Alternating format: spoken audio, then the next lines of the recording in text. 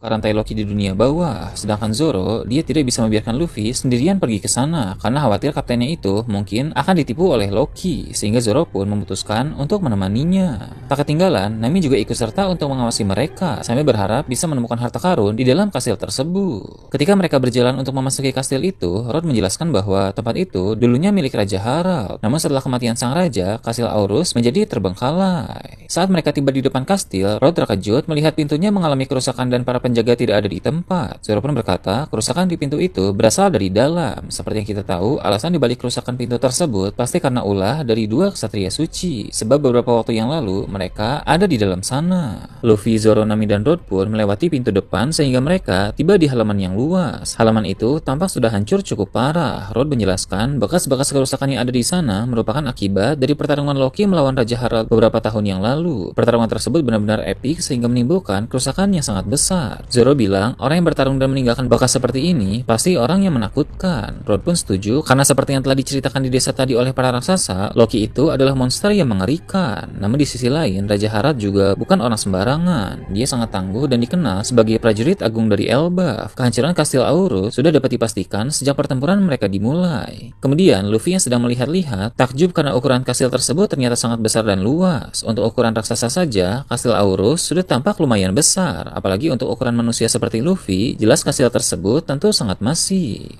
Mereka pun melangkah lebih jauh ke dalam kastil yang kondisinya juga rusak parah seperti di bagian halaman tadi. Di bagian lantai terdapat banyak kerangka raksasa sehingga suasana di sana menjadi sangat menyeramkan. Rupanya kerangka-kerangka itu berasal dari 100 lebih prajurit yang tewas karena mencoba menghentikan Loki. Dalam insiden kematian Raja Harald, satu-satunya yang selamat dari kastil selain Loki hanya Jarul saja. Menurut Jarul, dia bisa selamat berkat helmnya, walau helm tersebut tertancap pedang akibat ulah Loki saat itu.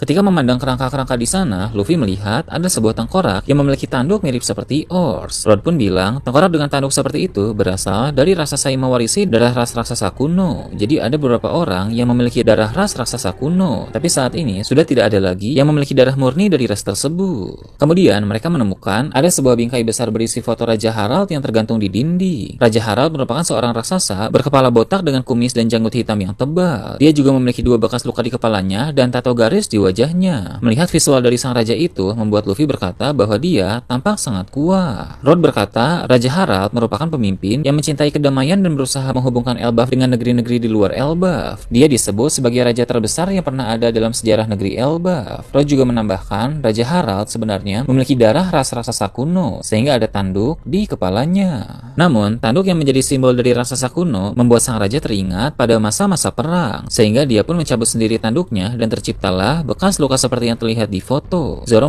menanggapi kata-kata Rod dengan bilang bahwa sang raja itu memiliki tekad yang sangat besar mulai menceritakan tentang Loki dan Hajrudin. Mereka berdua memang sama-sama anak Raja Harald, namun dari ibu yang berbeda. Ibu Hajrudin tidak berasal dari Elbaf, melainkan dia seorang raksasa dari negeri lain di luar sana. Karena wanita itu tidak berasal dari Elbaf, maka dia tidak bisa menjadi Ratu Elbaf dan dia juga dianggap rendah oleh banyak penduduk. Sebab banyak dari penduduk di sana ingin mempertahankan kemurnian gadis keturunan Elbaf. Zoro lalu bertanya mengapa Rod memilih menjadi kru Hajrudin. Padahal Rod tahu bahwa Hajrudin memiliki darah campuran. Kilas balik pun muncul dan memperlihatkan masa kecil Rod. Ternyata dulu dia sering dibully oleh orang-orang, tapi Hajrudin tidak melakukan hal yang sama kepada Rod, melainkan dia menghargai kemampuan Rod dalam menggambar peta dan merekrutnya. Rod juga menjelaskan bahwa Hajrudin sendiri pun sering dihina dan dicemooh oleh orang-orang, namun dia bertahan dari semua itu dan dia memiliki mimpi untuk menjadi raja semua raksasa agar bisa menyatukan raksasa dari seluruh dunia. Jadi cita-cita Hajrudin bukan menjadi Raja Elbaf seperti Harald, melainkan menjadi raja para raksasa dari seluruh dunia. Itu merupakan impian yang besar, tapi Hajrudin terus melangkah dengan optimisme tinggi. Kilas balik singkat pun akhirnya berakhir. Sementara Rod dan Zoro berbicara, Luffy melihat ada beberapa raksasa yang tergeletak di tanah. Mereka adalah raksasa penjaga yang ditumbangkan oleh ksatria suci beberapa waktu yang lalu.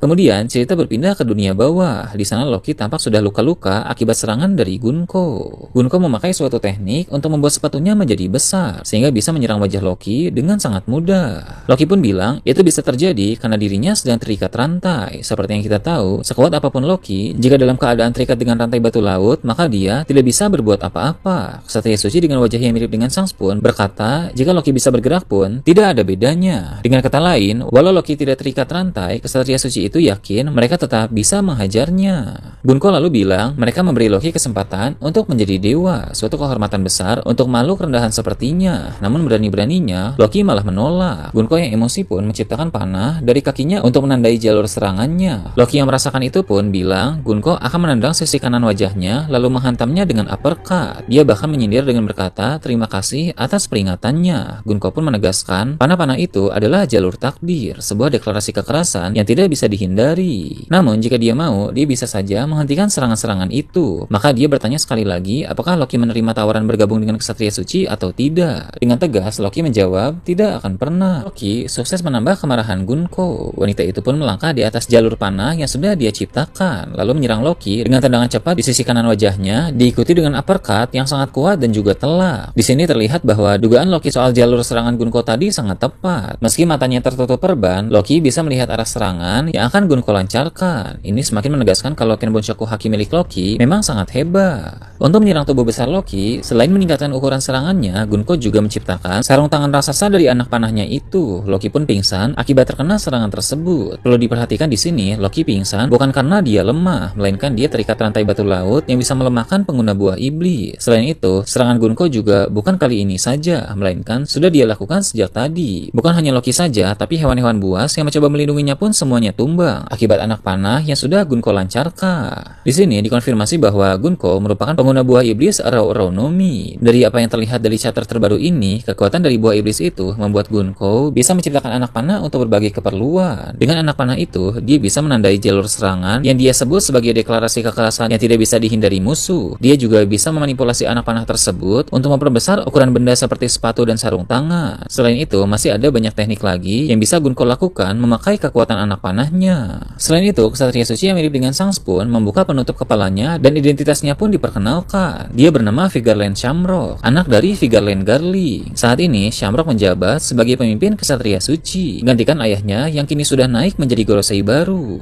Shamrock memiliki wajah yang persis dengan Shanks, menandakan bahwa mereka berdua adalah saudara kembar. Hanya ada 3 hal yang bisa membedakan fisik mereka. Pertama, di bagian mata, karena Shamrock tidak memiliki bekas luka di mata kirinya. Kedua adalah di model rambut, karena rambut Shamrock cukup panjang dengan kepang di bagian belakang. Dan ketiga, di bagian lengan, karena lengan Shamrock masih lengkap berbeda dengan Shanks. Dia juga memakai seragam militer klasik mirip seperti tentara Inggris atau Perancis pada abad ke-17, dengan sepatu bot tinggi, shawl di leher, dan sebilah pedang di pinggangnya. Dia pun meminta Gunko untuk menghubungi Mary Joyce karena mereka harus mengubah rencana, sebab jawaban dari Loki sungguh mengecewakan. Gunko pun menanggapinya dengan berkata bahwa keputusan Loki sepertinya memang tidak akan berubah. Dia akan tetap menolak meskipun harus mati. Ada yang menarik dari seragam tentara yang digunakan oleh Shamrock. Jika kita lihat, Dragon saat masih muda juga sempat menggunakan seragam tentara militer. Dia mengenakan seragam militer itu setelah keluar dari Angkatan Laut dan sebelum membentuk pasukan revolusi. Sebelum pasukan revolusi seperti sekarang, nama kelompok awal Dragon adalah Pejuang Pembebasan. Ini sangat menarik karena ternyata Ksatria Suci dan Pejuang Pembebasan sama-sama berseragam militer. Tak mengherankan Dragon sangat tahu tentang seluk-beluk Ksatria Suci, karena memang Dragon sangat memperhatikan kelompok tersebut. Terindikasi bahwa dulu Dragon juga sempat ditawari menjadi Ksatria Suci, namun Dragon menolak dan malah keluar dari Angkatan Laut. Tak hanya itu saja, Dragon juga mencuri buah iblis yang menjadi harta karun Tenryubito di God Valley. Sebenarnya buah iblis itu sudah lama Dragon incar, dan insiden God Valley adalah saat yang tepat untuk mencurinya, karena semua sedang fokus pada pertempuran melawan bajak laut Trolls.